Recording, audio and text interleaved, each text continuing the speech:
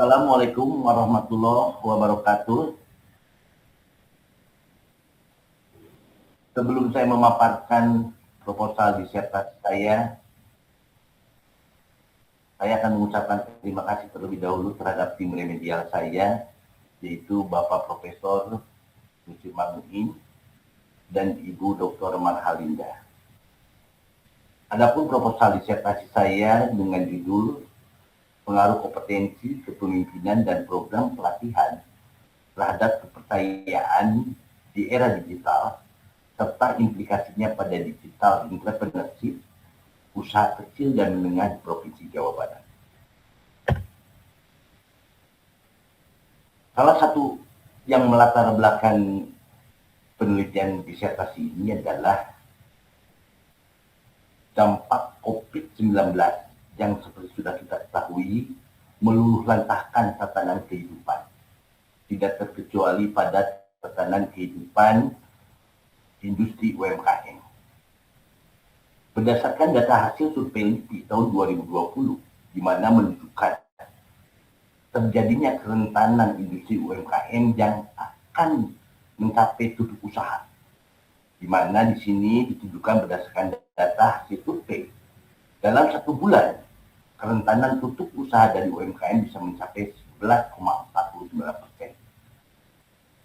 Pada saat waktu 1-3 bulan, kerentanan tutup usaha UMKM meningkat sampai 47,13%.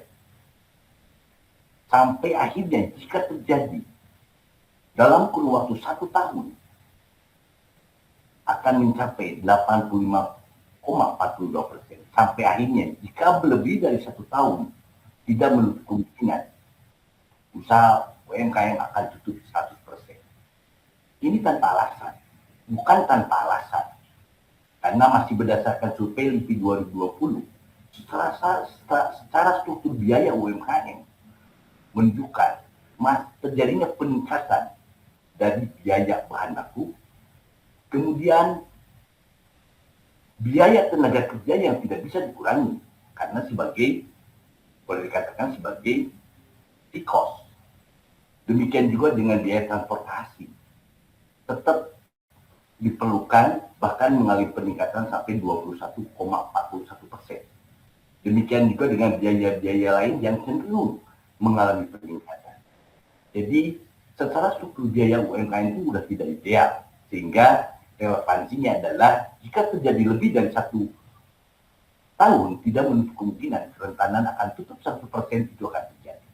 Nah, kemudian kalau kita kilas balik flashback ke belakang sebelum COVID-19, di mana UMKM Indonesia sangat-sangat berjaya, di mana kontribusi UMKM pada PDB selama kurun waktu 2010-2018 itu hampir mencapai lebih dari 8 triliun. Sementara secara jumlah pertumbuhan UMKM selama 2010-2018 itu sangat meningkat, di mana hampir mencapai 65,5 juta. 65,4 juta. Bahkan berdasarkan survei ASEAN Investment Report tahun 2022, jumlah UMKM negara-negara ASEAN lainnya, di mana yang terendah adalah Myanmar. Sangat ironisnya adalah jumlah UMKM Indonesia yang mencapai hampir 65,5 juta dengan penyerapan tenaga kerja hampir mencapai 97%. Itu sangat ironis. Kenapa dikatakan ironis? Karena sangat-sangat memberikan kontribusi kaitan dengan ekspor nasional, di mana ekspor nasional dari UMKM dengan notabene menyerap 97% tenaga kerja itu hanya mencapai 14,4%. Sementara dibandingkan dengan Myanmar yang hanya memiliki jumlah UMKM paling kecil di negara ASEAN itu mampu memberikan kontribusi ekspor dan UMKM itu mencapai 23,7%. Nah, menyikapi hal ini antara saat terjadi COVID kemudian flashback ke sebelum COVID yang sangat kontroversial, pemerintah mengambil suatu kebijakan di mana tahun 2022 menyatakan bahwa UMKM Indonesia harus go digital. Dengan melakukan satu strategi pengambilan strategi digitalisasi, pemerintah menyatakan bahwa tahun 2024, UMKM Indonesia harus mencapai 30 juta UMKM yang go digital. Ini adalah strategi pemerintah kaitan dengan pengalaman selama COVID dan flashback sebelum COVID, dengan melihat dari kontribusi terhadap ekspor UMKM terhadap pendapatan atau kontribusi dari ekspor.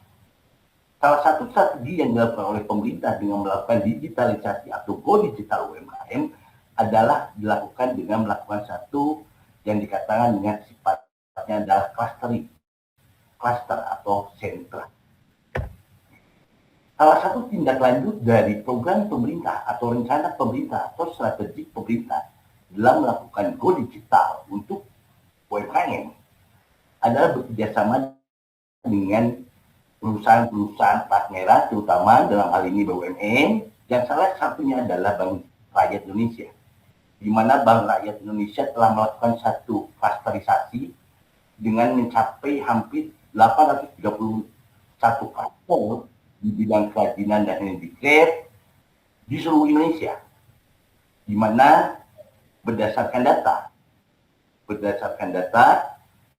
sampai 2022 klasterisasi atau kelompok klaster binaan BDI itu mencapai lebih dari 10.000 klaster, di mana dibuat itu adalah adanya industri kreatif dan klaster untuk industri di luar industri kreatif, di mana industri kreatif mencapai 2.755 klaster yang terdiri dari fashion, cloth, kemudian food and drink, craft and trade.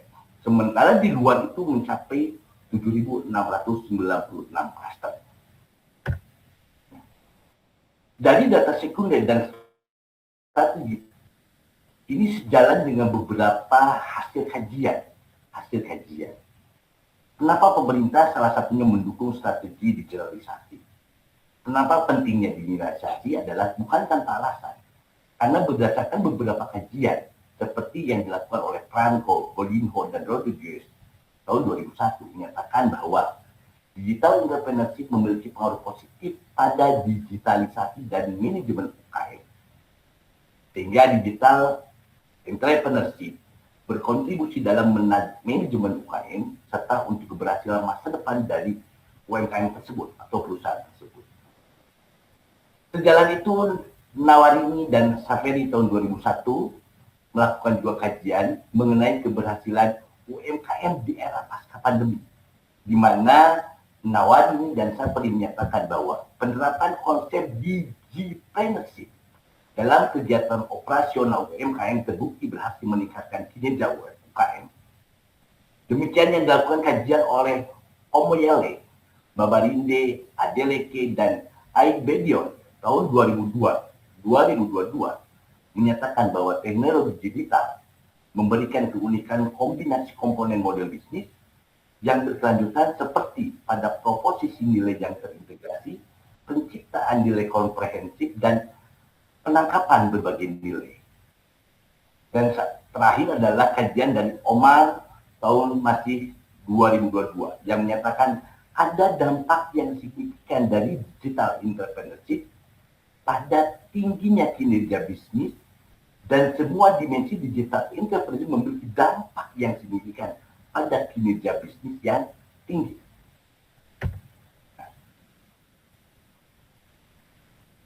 Jadi bukan tanpa alasan bahwa pemerintah melakukan satu strategi digitalisasi karena disinyalir berdasarkan data selama COVID, dampak COVID, dan flashback sebelum COVID, bahwa rendahnya kinerja bisnis UMKM di Indonesia adalah disebabkan oleh masih rendahnya digital entrepreneurship. Salah satunya adalah diindikasikan berdasarkan data dari hasil dari kata data. Maaf, di sini sumber datanya tidak dimunculkan.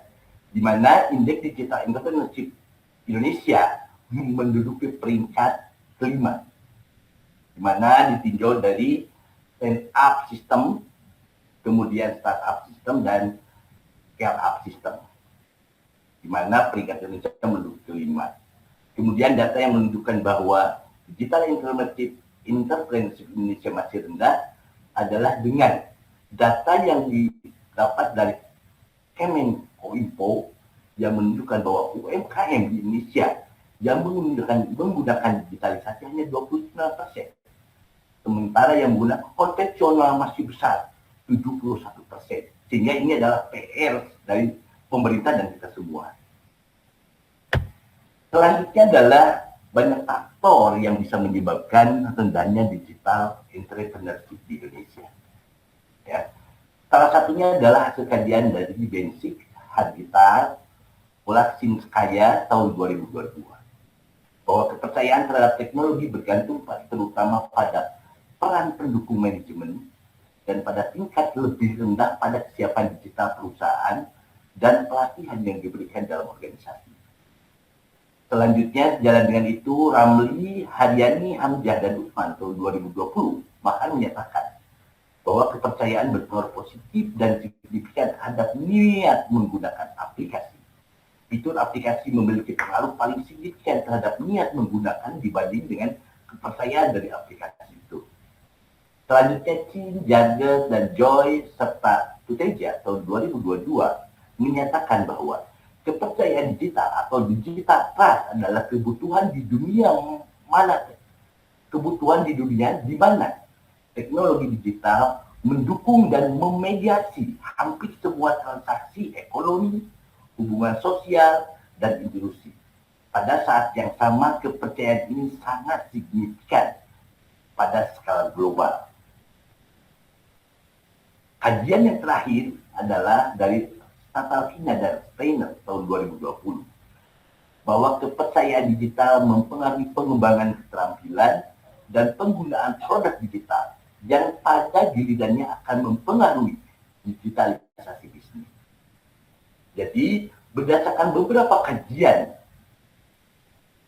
mengenai digital trust, maka diindikasikan bahwa rendahnya digital entrepreneurship di Indonesia disinyalir atau diduga disebabkan oleh masih rendahnya digital trust atau masih rendahnya kepercayaan digital. Hal ini diindikasikan berdasarkan dari data yang dapat dihimpun dari kata data COID tahun 2002, di mana salah satunya adalah jenis pembayaran UMKM masih besar adalah dengan menggunakan secara tunai, mencapai 85,6%.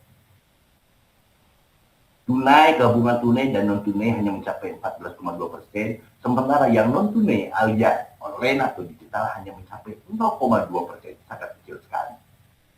Indikasi lain yang menunjukkan bahwa rendahnya digital entrepreneurship diduga disebabkan oleh masih rendahnya digital trust oleh UMKM adalah berdasarkan hasil survei awal dari peneliti yang menunjukkan bahwa tingkat kepercayaan digital UMKM pada akuntabilitas, transparansi, keamanan siber, kemudahan dalam bekerja, keterbukaan terhadap teknologi baru, dan kepercayaan terhadap teknologi yang paling modern itu masih di bawah rata-rata, di mana secara kalkulasi rata-rata standarnya seharusnya mencapai 105.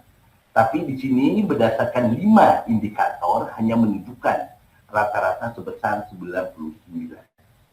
Jadi ini ada hasil dari survei awal pada beberapa UMKM. Kemudian ada faktor lain yang bisa dapat menyebabkan rendahnya digital entrepreneurship.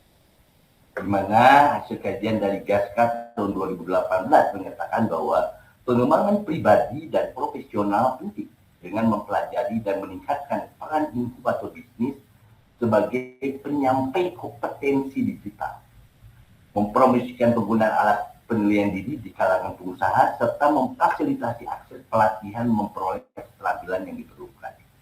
Kemudian kajian Eger tahun 2022 menyatakan bahwa kompetensi perilaku dan kompetensi teknologi merupakan domain yang perlu pengembangan kompetensi teknik khususnya untuk memenuhi sudut pandang bisnis. Kemudian kajian dari Singh dan Dwi Pedi tahun 2022 menyatakan bahwa kompetensi digital secara signifikan mempengaruhi niat kewirausahaan digital dan motivasi kebijaksanaan memediasi hubungan antara kompetensi digital entrepreneurship dan niat kewirausahaan digital. Kajian yang terakhir adalah Tibansa dan Suwandi tahun 2021 yang menyatakan bahwa jika entrepreneur mampu meningkatkan kompetensi digital, maka akan terjadi interaksi dalam proses bisnisnya, baik dengan konsumen yang dapat meningkatkan bisnisnya. Dari keempat kajian ini dapat diduga bahwa rendahnya digital entrepreneurship dan digital trust diduga disebabkan oleh masih rendahnya kompetensi digital. Hal ini diindikasikan berdasarkan data dari kata data COID tahun 2022, di mana salah satu kendala transformasi digital UMKM adalah yang paling tinggi adalah yang jelas pembiayaan. Tapi dari aspek lainnya adalah kurangnya pelatihan digital yang mencapai 49%. Kemudian kurangnya dukungan kebijakan dan tidak adanya mentor bisnis. Kemudian infrastruktur tak memadai. Hal ini yang menyebabkan kendala transformasi digital pada UMKM masih rendah, sehingga mengakibatkan masih rendahnya kompetensi digital di UMKM di Indonesia. Indikasi yang lain adalah yang menunjukkan bahwa kompetensi digital di Indonesia masih rendah. Itu adalah dilihat dari data dari kata data yang diperoleh dari East Venture Digital Competitive Index yang menunjukkan bahwa rata-rata pemanfaatan platform online UMKM di luar DKI dan Jawa Barat di bawah 50%. Sementara yang di atas 50% itu hanya DKI dan Jawa Barat. Jawa Barat pun tidak melebihi 60%. Bahkan DKI pun tidak mencapai di atas 80%, masih di bawah 75%. Ini yang menunjukkan bahwa masih rendahnya kompetensi digital di UMKM di Indonesia. Selanjutnya, faktor lain yang dapat diduga penyebab rendahnya digital entrepreneurship dan digital trust. Beberapa kajian menunjukkan bahwa seperti yang disampaikan oleh Akhtar, Mobarok Karim, dan Anwarul Islam tahun 2022 menyatakan bahwa kreativitas dan kepemimpinan digital memiliki dampak yang signifikan dan positif secara statistik terhadap niat untuk terlibat dalam kewirausahaan online atau digital. Selanjutnya, Wijaya tahun 2020 menyatakan bahwa implementasi kepemimpinan digital model bisnis baru pada akhirnya berdampak signifikan terhadap keberhasilan suatu perusahaan dan pemberdayaan sumber daya manusia. Kemudian Xiao dan Su tahun 2022 menyatakan bahwa sikap kepemimpinan digital memiliki peran kuat dalam kepemimpinan digital organisasi, dalam kewirausahaan digital, lingkungan, dan sosial yang berkelanjutan. Dan kajian yang terakhir, salah satunya adalah dari Nambisan, Wright, dan Feldman tahun 2019 menyatakan bahwa kepemimpinan digital memiliki implikasi yang lebih luas untuk menciptakan nilai dan penangkapan nilai. Nah, berdasarkan beberapa kajian di atas, maka dapat diduga bahwa rendahnya digital entrepreneurship dan digital trust diduga disebabkan oleh masih rendahnya kepemimpinan digital atau digital leadership. Hal ini diindikasikan berdasarkan data dari tingkat kepemimpinan digital UMKM di Indonesia yang menunjukkan secara standar kriteria masih di bawah 105, di mana pemanfaatan peluang inovasi dari kepemimpinan masih di bawah standar. Kemudian berdasarkan data yang diperoleh dari hasil riset Duta dan Pinseng tahun 2002 menunjukkan bahwa Global Index Innovation UMKM di Indonesia masih di bawah Filipina, di mana peringkat pertama kaitan dengan Global Index Innovation UMKM itu seperti biasa diduduki oleh Singapura, Malaysia, Thailand, Vietnam, dan Filipina. Indonesia masih berada di atas Brunei, Darussalam, Kamboja, dan Myanmar. Ini adalah indikasi-indikasi yang menunjukkan bahwa leader kita atau digital leadership masih rendah, yang cenderung memberikan dampak pada rendahnya digital entrepreneurship dan digital trust. Kemudian faktor lain yang diduga menyebabkan rendahnya digital entrepreneurship dan digital trust berdasarkan beberapa kajian seperti kajian dari Memon, Rojan, Ismail, Udin, dan Daud tahun 2015, jauh-jauh sebelum COVID, yang menyimpulkan bahwa seorang mentor memainkan peran penting dalam pengembangan wirausaha individu.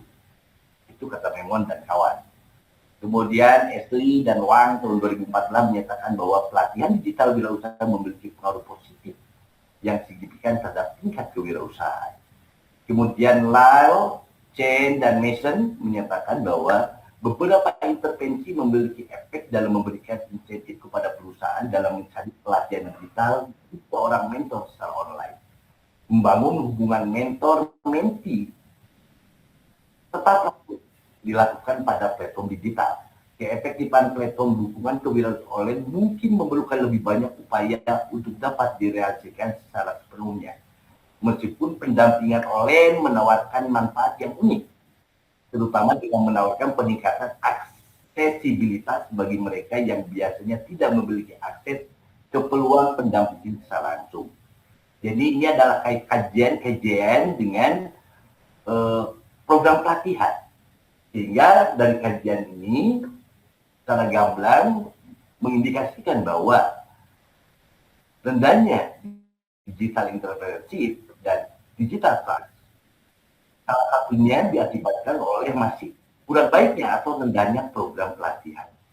Hal ini jelas diindikasikan berdasarkan masih kurangnya program pelatihan bisnis digital pada UMKM, yaitu berdasarkan data COID 2022 yang menunjukkan masih kurangnya pelatihan digital yang mencapai 49%. Kemudian tak ada atau masih kurangnya mentor bisnis yang mencapai 32%. Itu adalah beberapa yang diduga menyebabkan rendahnya digital entrepreneurship. Sehingga berdasarkan latar belakang dan identifikasi permasalahan di atas, maka dalam proposal penelitian disertasi ini dibatasi hanya mencakup variabel kompetensi digital, kepemimpinan digital, program pelatihan, trust, dan digital entrepreneurship.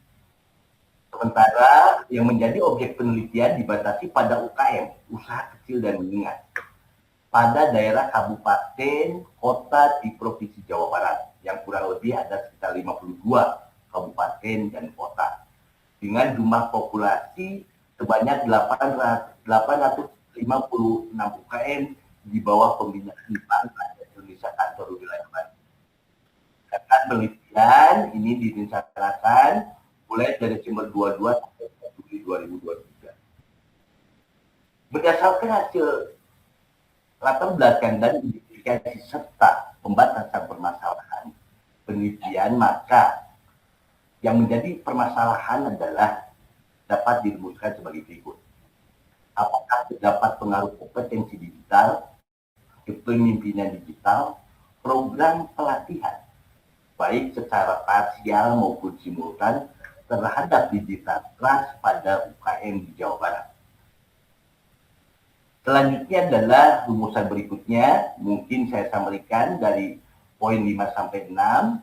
Apakah terdapat pengaruh kompetensi digital, kepemimpinan digital, program pelatihan dan digital trust baik secara parsial maupun secara bersama-sama terhadap digital entrepreneurship pada UKM di Jawa Barat.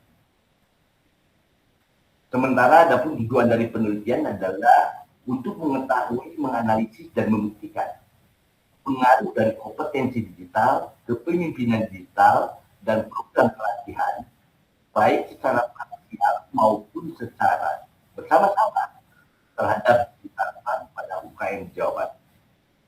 Selanjutnya tujuan berikutnya adalah untuk mengetahui, menganalisis, dan membuktikan pengaruh dari kompetensi digital, kepemimpinan digital, program pelatihan dan digital trust, baik secara parsial maupun secara bersama-sama terhadap digital entrepreneurship pada UKM Jawa Barat. Kemudian kegunaan penelitian kedua yaitu secara teoritis dan praktis. Adapun kegunaan penelitian atau manfaat penelitian secara teoritisnya adalah penelitian ini diharapkan dapat memberi sumbangan dalam ilmuwan, yaitu bagi perkembangan sumber daya manusia khususnya pada aspek kompetensi digital, kepemimpinan digital, program pelatihan, kepercayaan digital, dan digital entrepreneurship. Sehingga penelitian ini pun dapat berguna bagi penelitian selanjutnya, baik variabel yang diteliti maupun objek penelitian pada penelitian yang lebih luas. Kemudian manfaat secara praktis atau kegunaan praktis dari penelitian ini diharapkan dapat memberi sumbangan dalam aspek praktis, yaitu untuk memberikan sumbangan pemikiran dalam peningkatan digital entrepreneurship yang implikasinya bagi kinerja bisnis usaha kecil dan menengah, khususnya di Provinsi Jawa Barat. Adapun state of the art dari penelitian ini ada 3 poin. Yang pertama adalah kajian dalam penelitian ini mencakup kompetensi digital, kepemimpinan digital, program pelatihan, dan kepercayaan digital terhadap digital entrepreneurship. Di era digital pada UKM, belum dilakukan pada penelitian sebelumnya. Jadi belum ada yang melakukan penelitian secara bersama-sama dalam hal ini. Kemudian kedua adalah penelitian ini dilakukan pada objek industri usaha kecil dan menengah di Jawa Barat. Dengan subjek adalah pada klaster UKM di Jawa Barat di bawah binaan Bank Rakyat Indonesia kantor wilayah Bandung. Sampel yang digunakan masih original, belum pernah digunakan penelitian sebelumnya. Yang ketiga adalah variabel yang digunakan dalam penelitian mencakup kompetensi digital, kepemimpinan digital, program pelatihan, kepercayaan digital, dan digital entrepreneurship di era digital yang diukur dengan multidimensi. Sehingga temuan ini dapat digunakan secara praktis pada UKM klaster binaan Bank Rakyat Indonesia di wilayah Jawa Barat maupun UKM lain di Indonesia. Selanjutnya adalah novelty dari penelitian ini diharapkan adalah pertama, peningkatan digital entrepreneurship adalah dengan meningkatkan digitalisasi pada kompetensi digital, kepemimpinan digital, dan program pelatihan, baik secara langsung maupun tidak langsung melalui kepercayaan digital atau digital trust. Yang kedua adalah kepercayaan digital atau digital trust pada industri usaha kecil dan menengah menjadi suatu variabel intervening atau mediating pada peningkatan digital entrepreneurship yang pada akhirnya diharapkan mampu meningkatkan kinerja bisnis UKM sekaligus meningkatkan indeks digital entrepreneurship dan indeks global innovation di Indonesia. Global innovation Indonesia di dunia. Selanjutnya adalah bab berikutnya yaitu bab tinjauan dan penelitian terdahulu. Berdasarkan beberapa kajian teori, maka dalam proposal ini secara sintesis bahwa digital entrepreneurship adalah kewirausahaan yang diwujudkan dengan melakukan transformasi bisnis atau menciptakan produk dan layanan baru yang inovatif dengan memanfaatkan berbagai platform teknologi informasi dan telekomunikasi. Adapun dimensi atau indikator digital entrepreneurship diadopsi dari Satalkina tahun 2020. Mana digital entrepreneurship diukur dengan 3 dimensi yaitu entrepreneurial process, dan ekosistem. Selanjutnya adalah digital trust atau kepercayaan digital adalah kepercayaan wirausaha atau pengusaha atas teknologi dan layanan digital dan atau organisasi yang menyediakannya akan melindungi semua kepentingan wirausaha. Dimensi diambil dari CINO tahun 2022 yang mencakup 3 dimensi, yaitu keamanan dan keandalan, kepercayaan atas akuntabilitas dan pengawasan, dan yang ketiga adalah kepercayaan atas penggunaan inklusif, etis, dan bertanggung jawab. Selanjutnya adalah variabel dan kompetensi digital, di mana dalam penelitian didefinisikan sebagai kemampuan wirausahawan dalam memanfaatkan dan menggunakan teknologi informasi komunikasi dan media digital dalam menjalankan usahanya. Dimensi diadopsi dari hasil kajian Khan et al. Tahun 2021, Karatero et al. 2017, dan Swipan et al. 2017. Di mana dimensi digunakan dalam mengukur kompetensi digital dalam penelitian ini adalah pertama, kompetensi literasi digital, kompetensi kreatif dan inovasi digital. Yang ketiga adalah kompetensi komunikasi dan kolaborasi. Dan yang keempat adalah kompetensi manajemen dan keamanan. Selanjutnya adalah kepemimpinan digital. Dalam penelitian ini didefinisikan sebagai wirausahawan yang memiliki kemampuan memimpin suatu perusahaan dengan memiliki visi yang kuat dan jelas, mampu mempengaruhi karyawannya percaya pada tujuan dan rencana yang dibangun oleh perusahaan dengan memanfaatkan teknologi informasi dan komunikasi sehingga tercapai tujuan dari perusahaan. Kepemimpinan digital dalam penelitian ini diukur dengan 4 dimensi dengan mengadopsi dari kajian CHD tahun 2002 dan Winanti 2021 yang mencakup kepemimpinan digital berkaitan dengan berkomunikasi secara digital, bekerja sama tanpa ada batasan waktu dan ruang, monitoring dan mengelola pekerjaan secara virtual, dan beradaptasi dengan perubahan lingkungan teknologi. Itu adalah alat ukur yang digunakan dalam mengukur kepemimpinan digital dalam penelitian ini. Yang terakhir adalah program pelatihan. Program pelatihan dalam penelitian ini didefinisikan sebagai pelatihan praktis yang didesain untuk membantu dan membekali wirausahawan dengan keterampilan, pengetahuan, dan kompetensi yang relevan untuk mengembangkan praktik bisnis atau wirausahanya. Dimensi yang digunakan dalam penelitian ini diadopsi dari Gomez atau dari Kilpatrick dalam Gomez tahun 2020 yang terdiri dari reaction, learning, behavior, dan outcome. Nah, sehingga berdasarkan beberapa kajian, beberapa konsep dari teori-teori dan penelitian terdahulu, maka kerangka pemikiran dalam proposal penelitian ini digambarkan seperti nampak pada monitor, di mana kompetensi digital, kepemimpinan digital, program pelatihan yang diukur dengan dimensi-dimensinya, baik secara parsial, secara bersama-sama, diduga berpengaruh terhadap kepercayaan digital. Kemudian, kerangka pemikiran berikutnya adalah diduga bahwa kompetensi digital, kepemimpinan digital, program pelatihan, dan kepercayaan digital, baik secara parsial maupun secara bersama-sama, diduga atau terdapat berpengaruh terhadap digital entrepreneurship yang diukur oleh entrepreneurial proses, dan ekosistem. Itu adalah sekaligus kerangka pemikiran dan hipotesis dari penelitian proposal tersebut.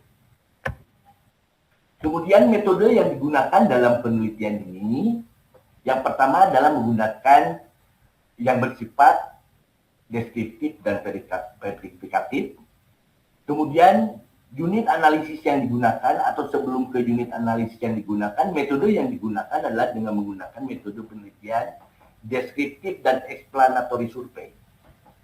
Selanjutnya yang dijadikan unit analisis dalam penelitian ini adalah para wirausahawan, usaha kecil dan menengah, pengguna e-commerce atau perangkat digital yang ada di Provinsi Jawa Barat dengan jumlah sampel sebesar 273 responden. Selanjutnya, yang dijadikan variabel bebas dalam penelitian ini adalah kompetensi digital, kepemimpinan digital, dan program digital. Sementara variabel terikatnya adalah digital trust dan digital entrepreneurship. Sementara pengumpulan data dilakukan dalam satu waktu secara serentak atau secara cross-seksional. Itu metode yang akan dilakukan dalam melakukan penelitian ini. Selanjutnya adalah kaitan dengan metode rancangan kehandalan atau kesahan dari data, yaitu rancangan uji validitas dan reliabilitas, di mana di sini menggunakan produk moment, di mana produk moment ini untuk mengukur apakah setiap kuesioner atau butir dari kuesioner itu valid atau tidak, mengacu pada Sugiono, teori Sugiono 2013 yang menyatakan jika besar dari korelasi produk moment di atas 0,3, maka dikatakan bahwa kriteria atau indikator-indikator itu adalah valid.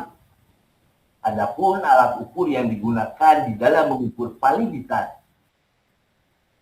kuesioner atau instrumen adalah dengan menggunakan software SPSS. Selanjutnya adalah untuk menguji kehandalan data atau kehandalan dari instrumen adalah dengan menggunakan uji reliabilitas. Uji reliabilitas dari Suharsimi atau Arikunto tahun 2010, di mana untuk menguji reliabilitas dengan menggunakan Cronbach alpha dengan kriteria jika nilai Cronbach alpha dari setiap variabel di atas 0,7, maka dapat dinyatakan bahwa variabel indikator yang membentuk variabel tersebut boleh dikatakan bisa dikatakan reliable atau dapat dipercaya. Sama seperti uji validitas, software yang digunakan adalah software SPSS. Kemudian selanjutnya adalah rancangan analisis data. Rancangan analisis data dalam hal ini adalah menggunakan metode Structural Acquisition Model atau SAM, di mana model persamaan SAM secara struktur dapat terlihat pada monitor, di mana C1 ini menunjukkan kompetensi digital yang diukur dengan 4 dimensi. Selanjutnya C2 ini adalah kepemimpinan digital yang diukur dengan 4 dimensi dan program pelatihan dengan 4 dimensi. Selanjutnya adalah ETA. ETA dalam ini yang di tengah ini adalah sebagai digital trust, sebagai variabel mediating yang diukur dengan 3 indikator. Selanjutnya adalah digital entrepreneurship, ETA 2, ini sama diukur dengan 3 indikator. Adapun tahap-tahapan analisis SAM, yang pertama adalah ini secara pengolahan datanya. Pertama adalah merumuskan model, membuat diagram jalur atau spesifikasi model, merumuskan persamaan pengukuran dan struktural, memilih data input dan estimasi model. Kelima adalah identifikasi model, keenam adalah uji kesesuaian model, dan yang terakhir adalah ketujuh, interpretasi dan modifikasi model. Adapun rancangan uji kesesuaian model sebelum melakukan analisa model yang dihasilkan, ini harus dilakukan terlebih dahulu, di mana ada kurang lebih 7 indikator untuk mengukur indeks kesesuaian model. Yang pertama adalah RMSA, di mana RMSA harus di bawah 0,08 dengan kriteria good fit. Kemudian Good Fit Index GFI itu harus di atas 0,90, NNFI yang di atas 0,90, demikian juga dengan NFI, AGP, RFI, dan IP semuanya harus di atas 0,090. Baru selanjutnya, model dari STEM baru bisa dilakukan analisis sekaligus untuk melakukan pengujian hipotesis. Kemudian rancangan uji hipotesis dibagi menjadi dua struktur. Pertama adalah struktur yang menunjukkan bahwa kompetensi digital, kepemimpinan digital, dan program pelatihan terhadap digital trust atau kepercayaan digital. Di mana persamaan model strukturalnya akan diperoleh menjadi eta 1 sama dengan gamma 11, C1 plus gamma 12, C2 plus gamma 13, C3 plus zeta. Ini adalah persamaan model struktural dari rancangan uji hipotesis pertama yang mencakup 4 hipotesis. Adapun pengujian statistiknya adalah pertama dilakukan secara parsial di mana H0 jika beta, maaf di sini saya bukan beta langsung gamma 11 yang ini dari kompetensi digital terhadap digital trust, gamma 12, gamma 13 sama dengan 0. Hipotesis alternatifnya adalah gamma 11, gamma 12, dan gamma 13 tidak sama dengan 0. Dengan kriteria pengujian, jika T hitung atau value di atas 1,96 dengan alfa 5%, maka dapat dinyatakan bahwa H0 tolak dan HA diterima. Sementara pengujian secara bersama-sama, H0-nya adalah setiap koefisiennya sama dengan 0, dan H alternatif atau H-nya setiap koefisien jalurnya tidak sama dengan 0.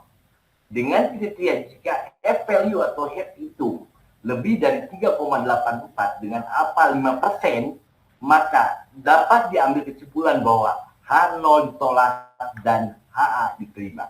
Ini berdasarkan kriteria dari Hare et al. Tahun 2010.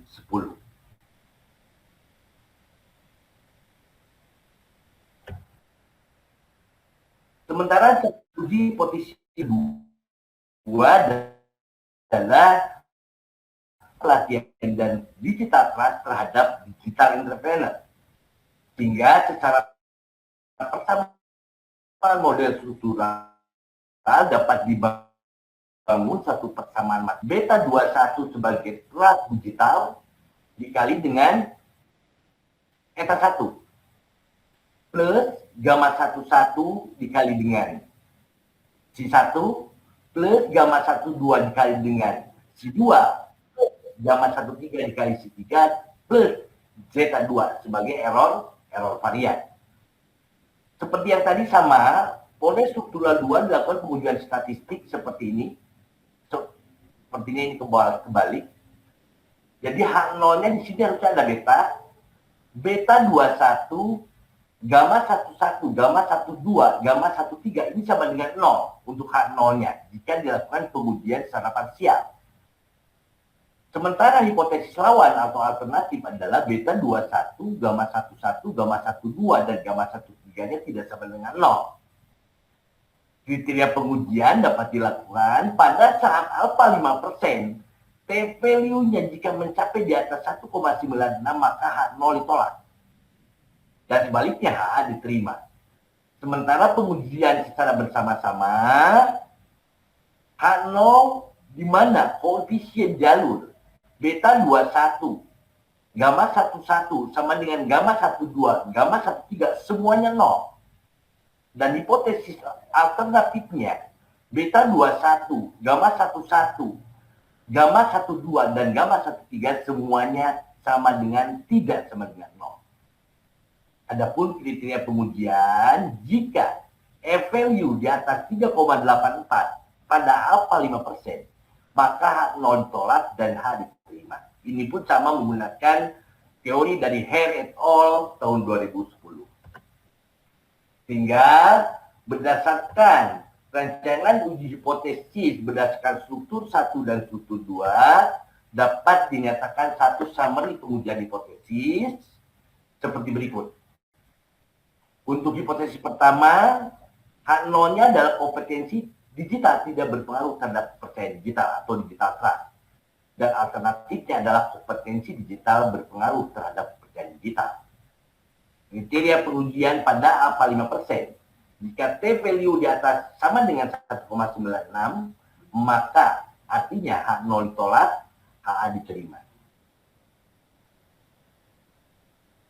Hipotesis kedua, kepercayaan digital. Alternatifnya adalah kepemimpinan digital berpengaruh terhadap kepercayaan digital. Kriterianya sama, jika T-value di atas 1,96 pada APA 5%, maka H0 ditolak dan HA diterima. Hipotesis 3 adalah program pelatihan tidak berpengaruh terhadap kepercayaan digital. Program pelatihan berpengaruh terhadap kepercayaan digital. Ini alternatifnya. Jika T-value di atas 1,96 atau sama dengan, maka H0 ditolak, HA diterima. Tanpa kompetensi digital, kepemimpinan digital, dan program pelatihan secara bersama-sama tidak berpengaruh terhadap kepercayaan digital. Sementara hipotesis alternatifnya adalah kompetensi digital, kepemimpinan digital, program pelatihan secara bersama-sama berpengaruh terhadap kepercayaan digital. Kriteria pengujian seperti saya sampaikan tadi, jika F-value di atas 3,84 pada APA 5%, maka H0 ditolak, HA diterima. Hipotesis kelima adalah kompetensi digital tidak berpengaruh terhadap digital entrepreneurship. Alternatifnya adalah kompetensi digital berpengaruh terhadap digital entrepreneurship. Kriteria pengujian pada APA 5%. Jika T-value di atas 1,96, maka H0 ditolak, HA diterima. Selanjutnya adalah hipotesis ke-6. H0-nya adalah kepemimpinan digital tidak berpengaruh terhadap digital entrepreneurship. Sementara hipotesis alternatifnya adalah kepemimpinan digital berpengaruh terhadap digital entrepreneurship. Kriterianya, jika T-value di atas 1,96, maka dapat dinyatakan atau dapat disimpulkan bahwa H0 ditolak, HA diterima pada APA 5%. Hipotesis ketujuh adalah program pelatihan tidak berpengaruh terhadap digital entrepreneurship. Itu adalah nolnya. Kemudian hipotesis alternatifnya adalah program pelatihan berpengaruh terhadap digital entrepreneurship. Maka jika T-value di atas 1,96, maka H0 ditolak, HA diterima. Hipotesis ke-8 adalah H0. Hipotesis 0-nya adalah kepercayaan digital tidak berpengaruh terhadap digital entrepreneurship dan kepercayaan digital berpengaruh terhadap digital entrepreneurship. Jika T-value di atas 1,96 atau sama dengan, maka H0 ditolak, HA diterima. Yang terakhir adalah hipotesis ke-9, di mana H0-nya menyatakan kompetensi digital, kepemimpinan digital, program pelatihan, dan ini kurang satu, dan digital trust secara bersama-sama tidak berpengaruh terhadap digital entrepreneurship. Alternatifnya adalah kompetensi digital, kepemimpinan digital, dan program pelatihan serta digital trust secara bersama-sama berpengaruh terhadap digital entrepreneurship.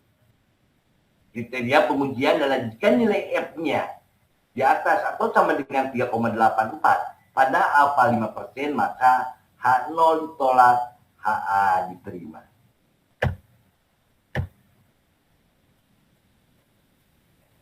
Itulah paparan proposal disertasi saya. Yang pasti proposal masih banyak kekurangan, sehingga dalam hal ini mohon masukan dan koreksi dari Prof. dan Ibu untuk pengembangan atau kesempurnaan dari proposal disertasi ini.